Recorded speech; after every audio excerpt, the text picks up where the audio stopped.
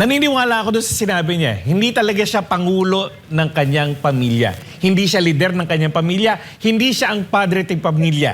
Ilang taon na? Since 2022, 23, 24, 25. Ngayon, 26 na.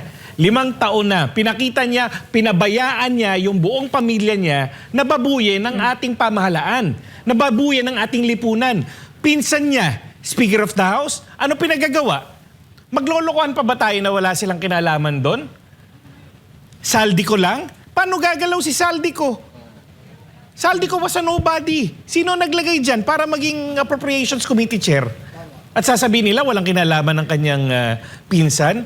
At palagay mo gagalaw yung pinsan na yun? Kaya naging speaker yan kasi pinsan siya ng presidente. Tapos ano pa? Palagay ko, hindi naman sikreto na kung pagtatabihin mo yung mag-asawa, si Marcos at ang kanyang asawang si Lisa, alam naman na natin kung sinong nakapantalon dyan. Mukhang iba nagpapatakbo. At kahit sa usapan sa loob ng gobyerno, taluhin mo na ang presidente, wag lang yung misis. Dahil yung si misis ang nakakaalam. Si misis ang medyo may utak dyan. Ang nagpapatakbo at kung siya ang utak dyan, ibig sabihin, alam niya rin lahat ng nangyayari na yan. Kaya nga parang may away pa yung magpinsan eh. Ang mag-aaway, hindi pala. Parang ang may away, hindi yung magpinsan, ngunit yung asawa at yung pinsan.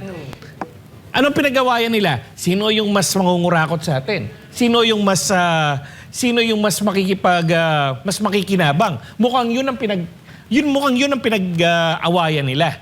Kaya totoo yung sinasabi niya na hindi siya ang pangulo ng kanyang pamilya. Dahil wala siyang lideratong pinakita, pinabayaan niya na mag-rampage yung kanyang pamilya na ikinasira ng ating lipunan, ng ating pamamahala, ng ating gobyerno.